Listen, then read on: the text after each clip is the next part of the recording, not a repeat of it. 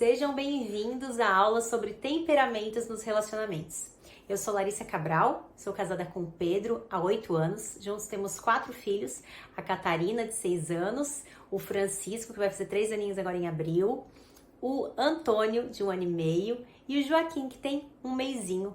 Nasceu faz pouquinho aí, nosso caçulinha. Eu sou psicoterapeuta, atendo online, atendo adultos e atendo casais também. E ao longo desse tempo, desses anos aí, atendendo os casais, atendendo as pessoas, os adultos, principalmente mulheres, também com o meu trabalho no Instagram, onde eu abordo principalmente a questão sobre relacionamentos, muito eu fui me especializando e me aprofundando nas nossas relações e não tem como os temperamentos ficarem de fora, ficarem de lado, né? Quando a gente conhece a teoria dos temperamentos, quando a gente vai percebendo na prática como ela interfere mesmo nas nossas relações, como os temperamentos interferem no nosso modo de ser, muita coisa vai se abrindo. Por isso que a gente achou fundamental que esse assunto estivesse também na Escola do Matrimônio, né? Para que, para alguns, esse assunto pode já estar batido, para outros, talvez nunca tenham ouvido falar, não conheçam ainda sobre os temperamentos, né? Mas a ideia aqui com esta aula, claro, não vai ser aprofundar muito o tema, porque isso daria um curso só sobre temperamentos, né? Como tem tantos.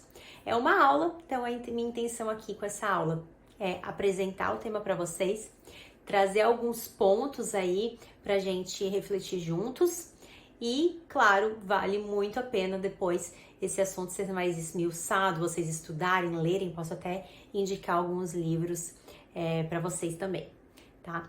Então, em primeiro lugar, o que são os temperamentos, né? O temperamento é essa característica inata que nós temos. Nós nascemos com certas características, com certos traços, que são as nossas predisposições, né? Todo mundo, conhecendo-se minimamente, consegue perceber que certas características não mudam no meu modo de ser. As situações mudam, os contextos mudam, o tempo muda, mas há uma certa predisposição que permanece. Por mais que as minhas atitudes, às vezes, possam ir mudando, né? Os meus comportamentos, a minha forma de reagir pode até ir mudando. Mas há uma predisposição que não muda. Calma, calma, que eu vou dar exemplos, vocês vão entender um pouco melhor o que eu quero dizer com isso, tá? A essas características inatas, a essa predisposição, a esse conjunto de predisposição, a gente chama temperamentos. Então, os temperamentos são essas características, né, que não mudam. Sempre que eu falo de temperamento, falam isso pra mim, assim, Larissa, mas daí eu nunca acredito nessas coisas de temperamento, porque como assim eu não posso mudar? Como assim eu nasço com características e isso não vai mudar e vai ficar comigo pro resto da vida, né? Então, o que muda? O que muda é a personalidade.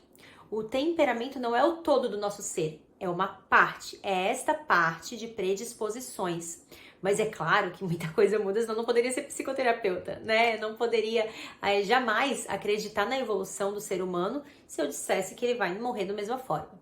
Então, o que muda é a nossa personalidade. Então, a personalidade engloba o temperamento, né? O temperamento é uma parte da personalidade. Além disso, no nosso ser tem também todas as nossas experiências, os nossos hábitos, a nossa história, as nossas decisões. A cada situação que a gente vive, a gente decide como agir e a gente muda. E assim os nossos comportamentos vão mudando e vão também se moldando às situações, né? Então, claro que apesar de eu ter predisposições para um lado, eu posso escolher agir por um outro caminho.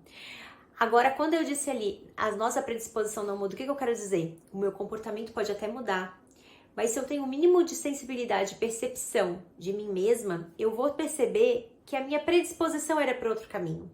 Que algo me puxava a ser diferente, mas eu venci aquilo, superei e decidi agir de outro modo, né?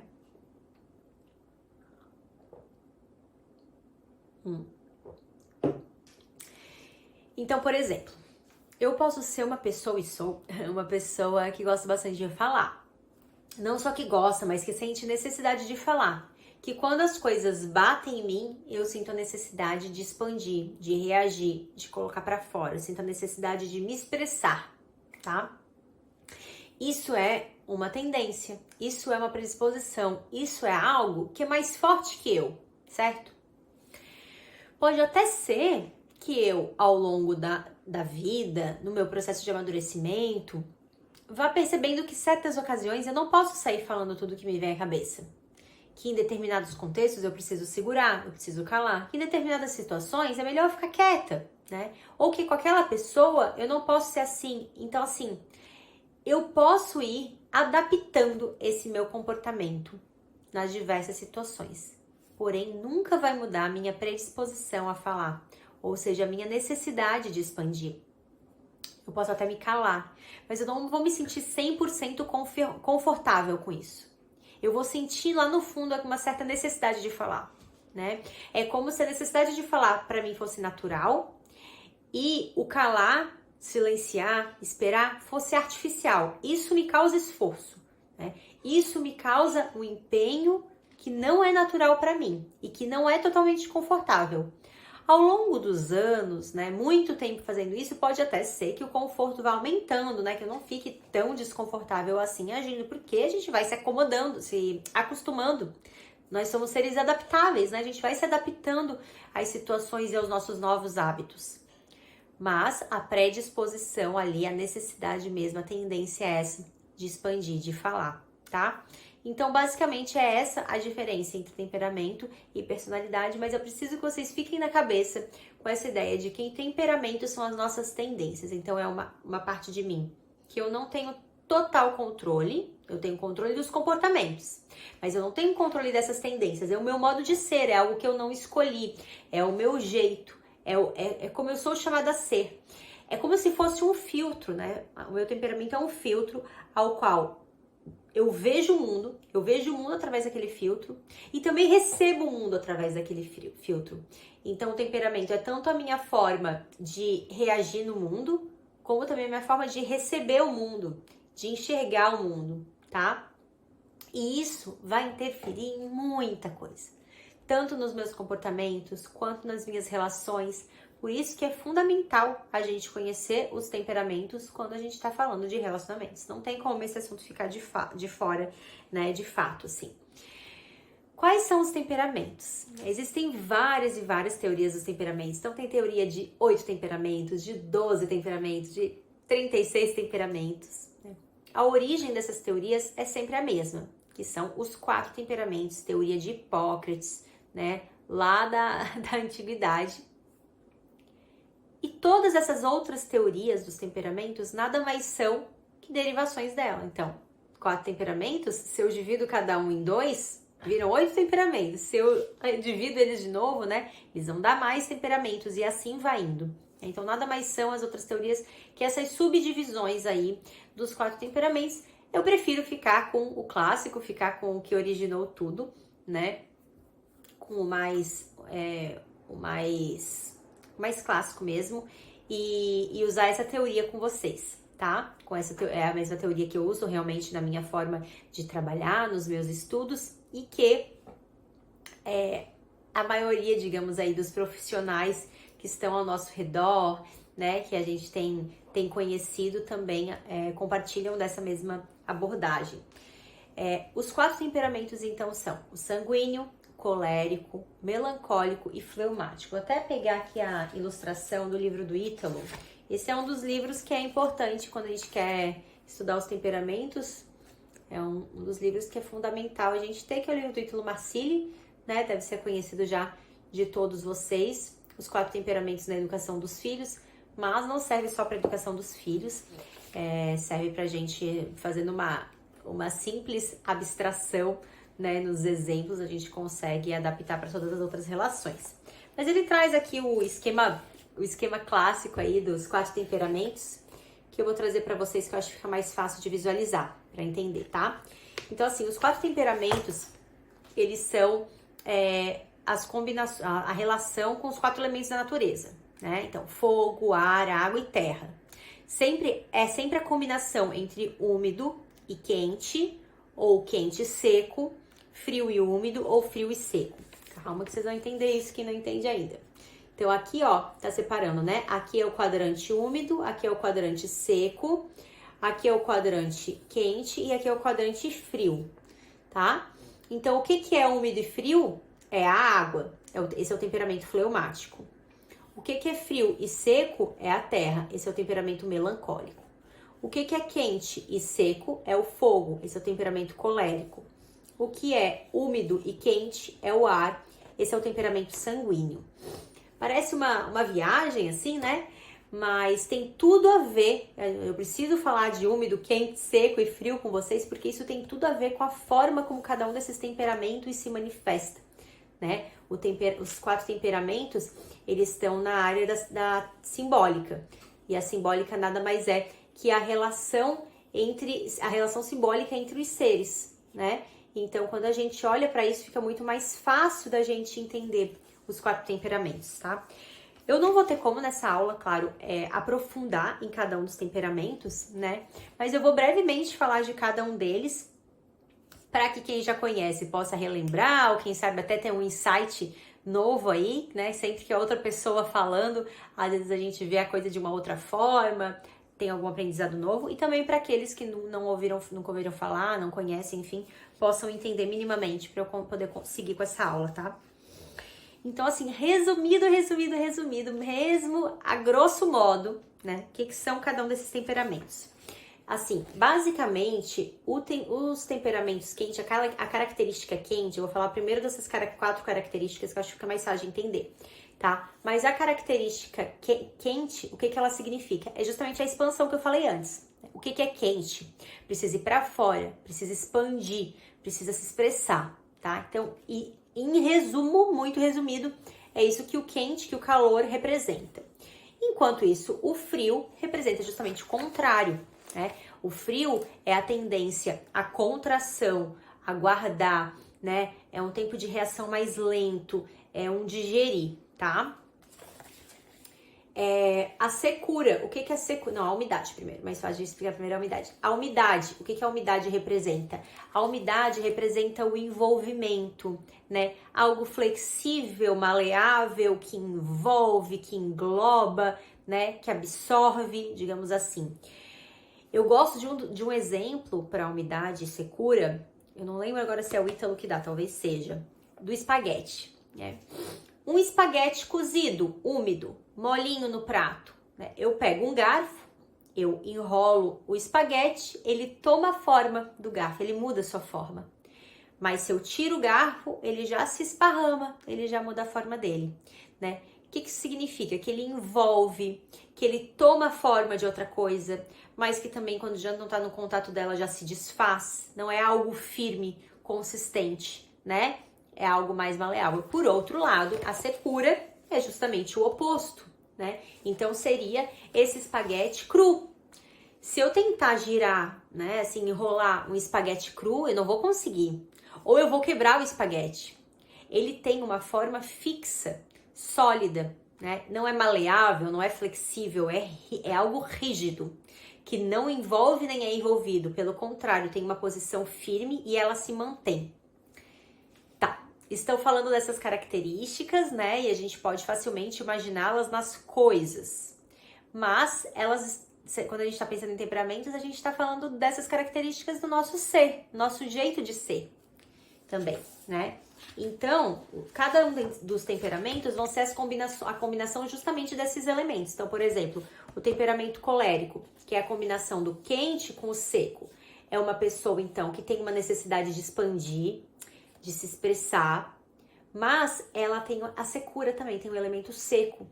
Então, ela não fala para se relacionar, para envolver. Ela se expressa para marcar uma posição. Há uma firmeza, uma rigidez, né? São aquelas pessoas, às vezes mais teimosas, né? Que vão com a sua opinião até o fim, que não é fácil mudar de opinião, mas que também são essas pessoas que são mais líderes, mais proativas, com mais iniciativa muitas vezes, tá? Então esses são os coléricos, em resumo.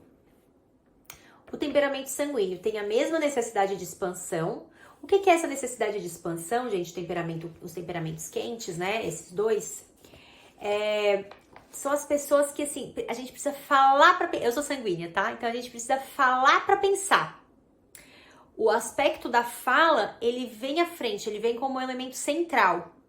Já os temperamentos frios, o fleumático e o melancólico, muito pelo contrário, são pessoas que precisam pensar para falar. Né? O pensamento é o elemento central. A fala vem como uma consequência às vezes, tá?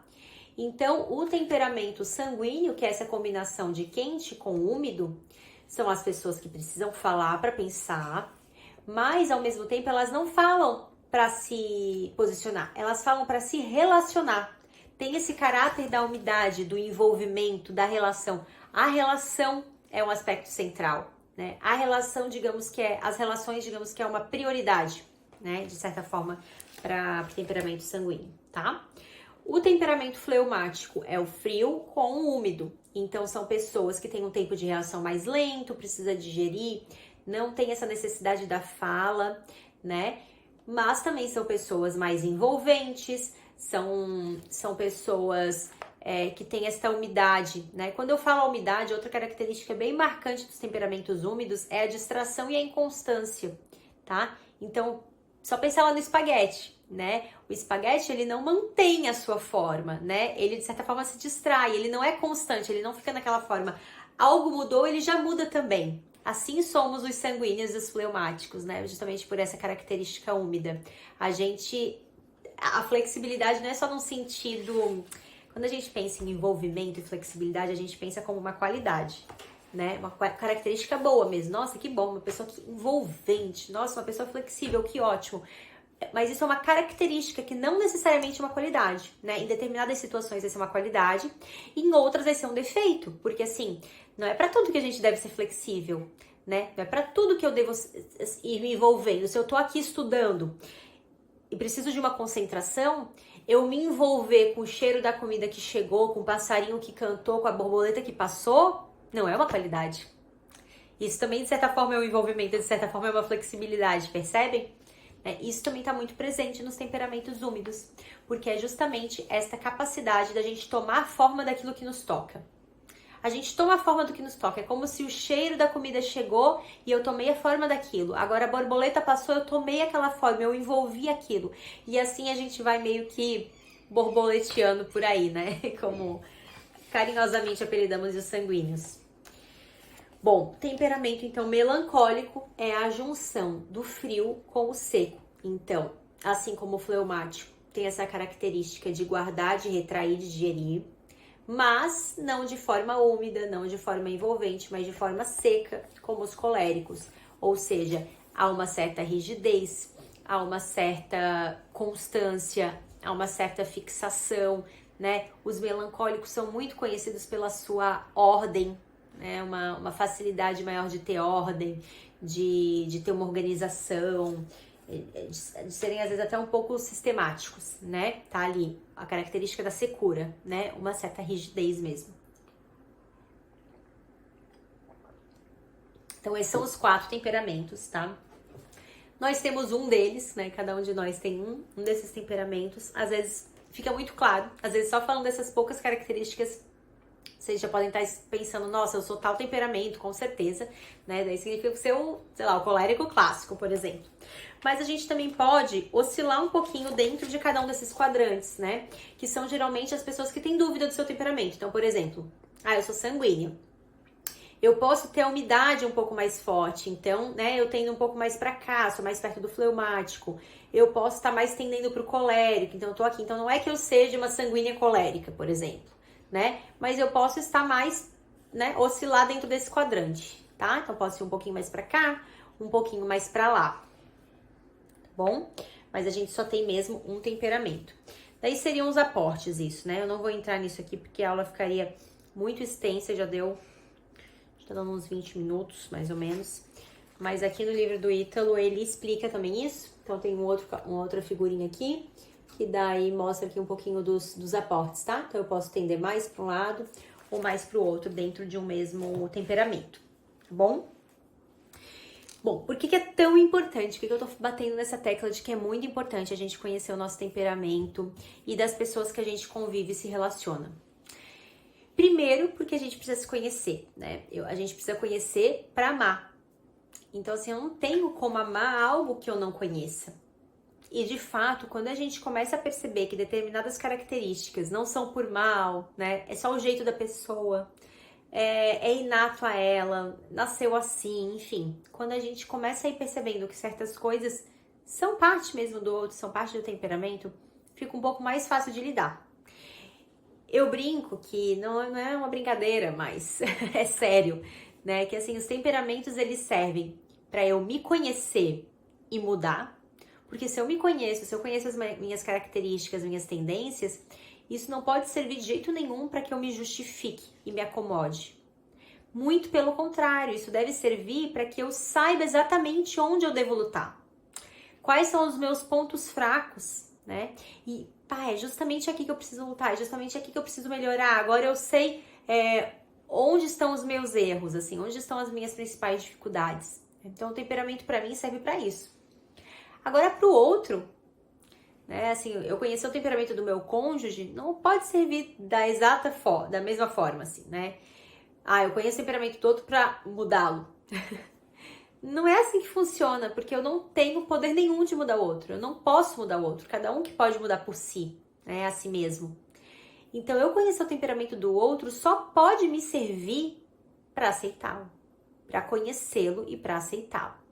Para aceitá-lo e para amá-lo. Para amá-lo do jeito que o outro é. Porque, de verdade, eu não tenho como amar sem aceitar quem o outro é. E não vale assim, não, mas eu amo, mas eu não amo, eu amo quem eu gostaria que ele fosse. Então tu não ama ele.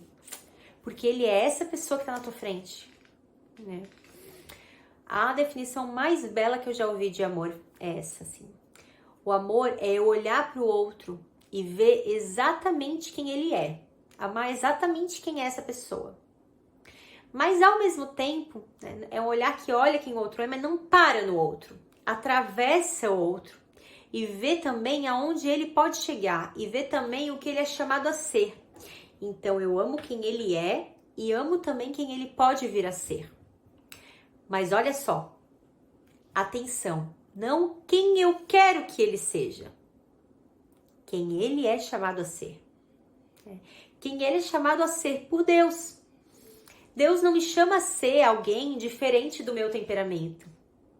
Deus me chama a ser, eu sou sanguínea, eu falei pra vocês, Deus me chama a ser uma sanguínea santa. Uma santa sanguínea. Ele não me chama a ser santa com características opostas da sanguínea. Ele não me chama a ser uma colérica sanguínea, sei lá. Não, ele me chama a ser santa neste exato temperamento, porque ele me criou com este temperamento. Eu não posso querer ser algo totalmente diferente do que eu sou. Mas é o que eu falei, né, anteriormente, assim. As nossas características são características. Em determinadas situações vão ser qualidades ou defeitos. Uma característica por si só, ela não é uma qualidade. Expansão não é qualidade ou defeito, certo?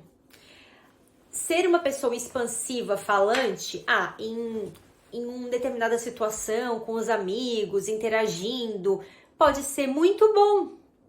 Mas a minha expansão também pode me fazer ser uma pessoa inconveniente, chata, intrometida, que fala sem parar, que não dá espaço para os outros, né? Que não deixa ninguém falar. A minha expansão pode ser um defeito. Assim como todas as outras características também. Todas essas características podem ser uma qualidade ou um defeito se eu não souber usá-las.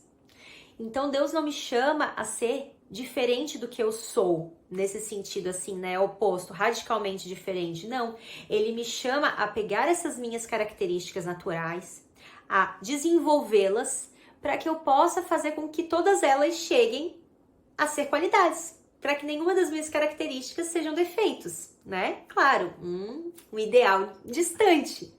Mas é esse o ideal, nosso ideal da santidade, né? Esse é o nosso ideal da santidade. É transformar as nossas características em qualidades, em dons de Deus, né? Responder de fato a cada coisa, a cada chamado de Deus na minha vida e no meu ser. Por que eu tô falando tudo isso? Porque eu então tenho que amar o outro como ele é, mas também como ele é chamado a ser. O que eu quero dizer com isso? Eu quero muito que vocês entendam isso, gente. Isso é, assim, fundamental pra gente se relacionar bem. Primeiro lugar, eu olhar pro outro e amar quem o outro é aceitar que ele é essa pessoa. ele é essa pessoa. Enquanto eu ficar amando a idealização que eu fiz na minha cabeça, quem eu gostaria que o outro fosse, eu nunca vou amar a pessoa que está diante de mim. Porque essa pessoa que eu imaginei pode até se chamar Pedro, mas é outro, porque o Pedro, meu marido, é esse que está na minha frente, entende? O seu marido é esse que está na sua frente. Esse que você gostaria que está na tua cabeça não existe. Não existe, me desculpa, mas não existe. Quem existe é o João, teu marido. É o Marcelo, teu marido. É esse. Né? É a Luísa, sua esposa. Né? Tem que lembrar que falando para homem também. Espero que esteja falando para homem também. Espero que tenham homens assistindo. Porque geralmente esses conteúdos e aulas é mais mulher que vai atrás, né?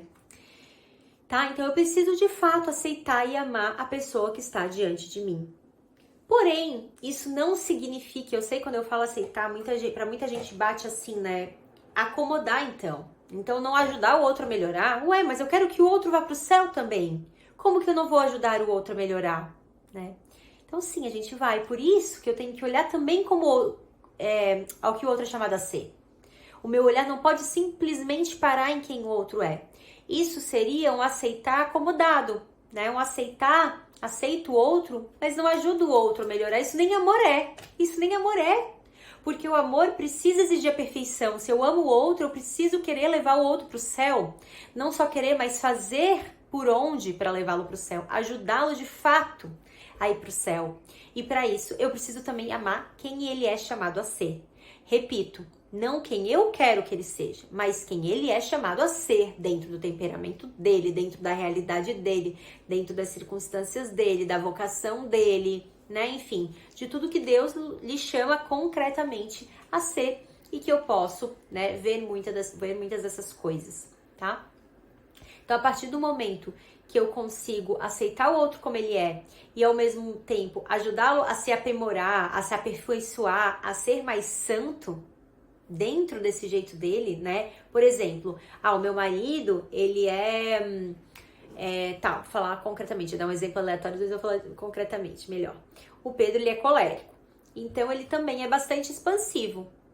Eu vou ajudá-lo a ser mais retraído? A ser como se fosse um temperamento frio? Não, porque isso é antinatural para ele, porque ele é colérico, ele é expansivo. Eu não vou fazê-lo não ser expansivo, não tem como eu fazer isso. Isso seria amar alguém que, né, assim, isso não seria ajudá-lo a ser quem ele é chamado a ser, mas sim querer que ele seja algo que eu idealizei na minha cabeça só. Mas eu posso ajudá-lo a lidar com a ira dele. Eu posso ajudá-lo a expandir, mas pensando um pouquinho antes. Eu posso ajudá-lo a expandir cuidando com as palavras. Eu posso ajudá-lo a expandir dessa forma, né?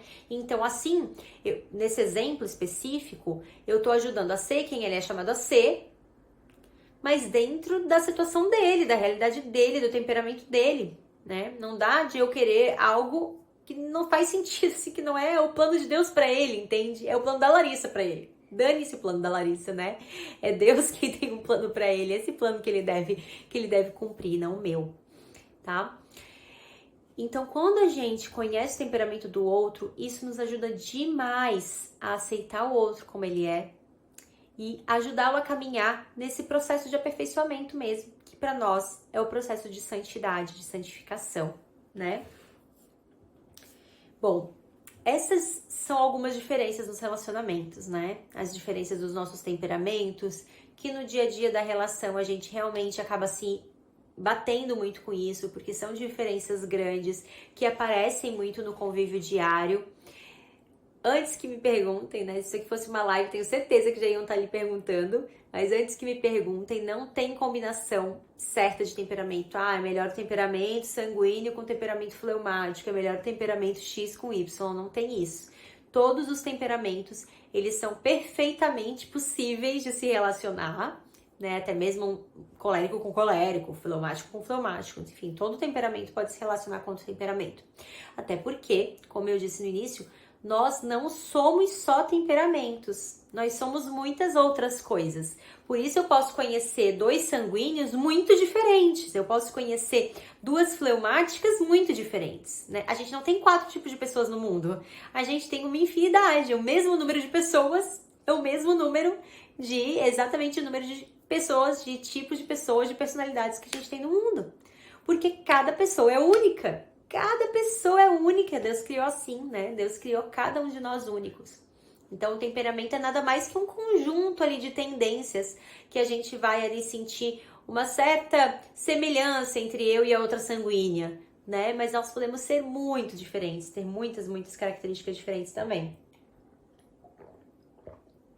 E se nós não somos só temperamentos, isso significa que não é só essas diferenças que a gente vai enfrentar no relacionamento, né? Logo de cara a gente já se depara com as diferenças de sexo mesmo, né? Diferença entre homem e mulher, que são diferenças gritantes aí. Muitas coisas que às vezes a gente acha que é diferença de temperamento, na verdade nada mais é que diferença entre homem e mulher, ou vice-versa, né? E isso é interessante, porque às vezes a gente cisma em se incomodar com algumas características do nosso cônjuge. Ai, ele não me escuta, ele não gosta de conversar, ele não é sensível, ele não percebe as coisas, ele não saca as coisas antes, ele não prevê as minhas necessidades, né? Ele é muito objetivo, sei lá, a gente cisma com características do outro, passa às vezes uma vida inteira reclamando com coisas que são próprias do homem. E às vezes podemos cair na besteira de pensar, ai, se eu tivesse casado com o ciclano, eu talvez tivesse sido diferente. Será que eu fiz a escolha certa mesmo? Porque olha só essa característica, eu não sei lidar. E se a gente tivesse caído na besteira, né? Às vezes até de uma separação, às vezes até de procurar outro relacionamento, muito provavelmente veríamos que aquela característica permanece no outro também, né? Porque são características masculinas ou femininas. E na maior parte, né? Sem generalizar, mas na maior parte das vezes, a gente vai encontrar em outras pessoas do mesmo sexo também, né? Fora isso, ainda tem as nossas diferenças de educação, né, de cultura, não só no sentido da cidade que mora, mas também da família, de como eu fui educado, né, de qual era a cultura ali da minha família, a cultura às vezes até da minha escola, do meu bairro. Tudo isso afeta muito no nosso modo de ser. E quando a gente casa, né, a gente de fato se depara com todas essas diferenças e vem aí o grande desafio que é a relação conjugal, da gente equilibrar essas diferenças, da gente aprender a lidar com um jeito que é diferente do nosso, né? Da gente aceitar o outro como a gente é, mudar o que a gente pode, ajudar o outro a melhorar no que ele pode também. E assim a gente vai se ajustando e se complementando na relação conjugal para que aquilo flua, para que aquilo funcione para um lar harmonioso, para o bem da nossa família, né? Esse é o desafio das nossas relações conjugais, né? Da nossa igreja doméstica, do nosso lar. Quem é casado sabe quão desafiador é lidar com essas diferenças mesmo e aprender a conviver, mas é possível e é, claro, o nosso chamado. No final das contas, é o nosso chamado, é a nossa vocação, né? Aprender a lidar. Não foi à toa que Deus nos chamou para esta vocação específica do matrimônio, né? Ele quer, com certeza, nos ensinar também sobre todas essas diferenças, quer também que os nossos filhos tenham a influência dessas duas pessoas tão diferentes na vida deles, né? Imagina só, se eles tivessem influência só de uma pessoa, de duas pessoas exatamente iguais, quão mais pobre seria a educação deles, né? E eles terem ali duas referências de pessoas para se espelhar, o que torna também a educação tão rica.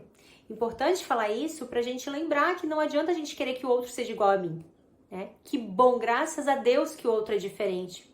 É nessas diferenças que eu também aprendo, que eu também tenho a oportunidade de ver como é possível ser diferente, de aprender com o que nele me choca, com o que nele é diferente para mim, né? E claro, todas essas diferenças, elas também aparecem na nossa relação com a família do cônjuge. E eu vou deixar esse assunto para a próxima aula.